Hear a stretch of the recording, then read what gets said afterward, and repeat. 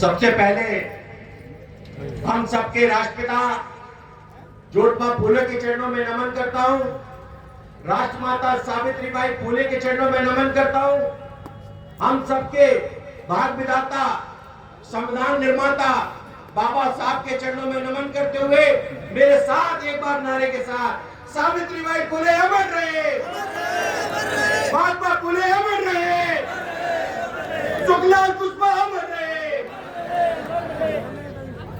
लेखीराम कामरे अमर रहे, शरद यादव अमर रहे।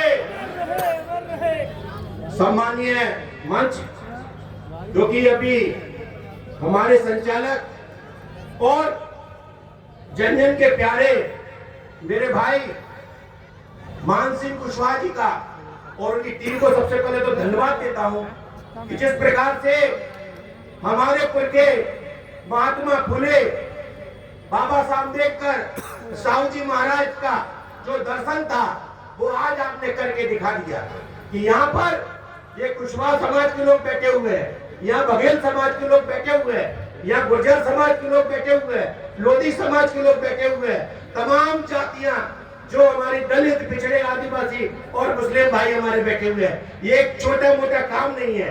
जो पहले मानवर सुखलाल कुशवाहा जी का जो दर्शन था, मानवर लेखीराम कामरे साहब का जो दर्शन था, वो दर्शन आज तुमने आज भिंड की सामाजिक न्याय की धरती से आज आपने दिखा दिया। इनके लिए मैं चाहता हूँ तालियों के साथ गड़गड़ाहट के साथ स्वागत किया जाए। दोस्तों, देश के अंदर अब ये आवाज उठने लगी है कि देश मांगे जातिगत जनगणना। मैं एक बात पूछना चाहता हूँ, हमारे पुर के चंद्रगुप्त मौर्य, हमारे पुर के सम्राट अशोक, जिनका इस देश में नहीं विश्व में भी डंका पूछता था, आज उसका समाज, उसका वर्ग अपने अधिकार के लिए भीख मांग रहा है। ये सोचने की बात है।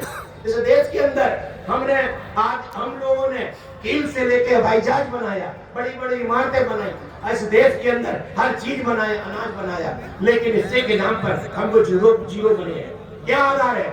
इस देश के अंदर पेड़ पौधों की गिनती हो रही है, जानवरों की गिनती हो रही है, पेड़ पक्षियों की गिनती हो रही है, जहाँ तक हिजड़ों की गिनती हो रही है, और तुम्हारी गिनती नहीं हो रही। ये कैसा समाज है और कैसी सरकार है?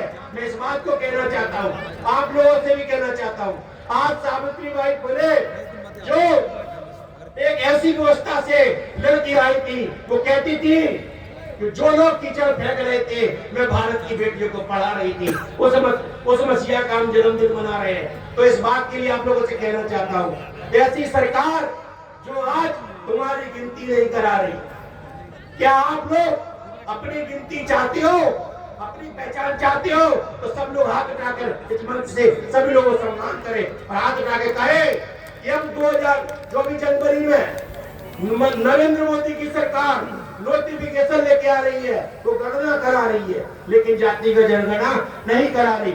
मैं आप लोगों से कहना चाहता हूँ कि आप लोगों के सामने यदि जातिगत जनगणना की बात को अगर फार्म नहीं आता तो आप उस जनगणना का विरोध करेंगे।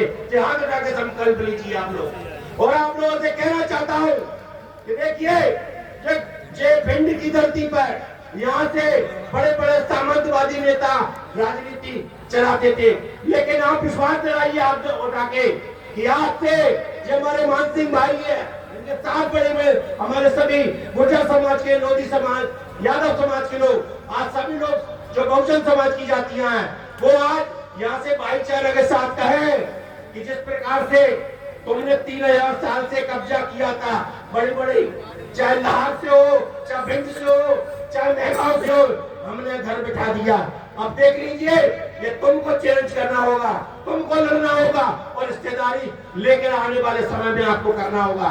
यही कहना चाहता हूँ। और एक बात और कहना चाहता हूँ कि जिस प्रकार से जब मध्य प्रदेश में, चाहे भिंड में, चाहे ग्वालियर में जो अन्य अत्याचार चल रहा है, ये कुछ ऐसी जातियों का, मैं उनसे कहना चाहता हूँ, ये तुमने जितना अब अत्याचार कर लिया, लेकिन अब ओबीसी महासभा और तमाम सारे संगठन इस लड़ाई के लिए, सामाजिक न्याय के लिए तुम्हारे सामने खड़े हैं। और ये ध्यान रखें कि आने वाले समय में जो शरद यादव का दर्शन था, वो हम लोग खुद लेके चलेंगे। अब जाति नहीं, हम जमात बनाने का काम करेंगे।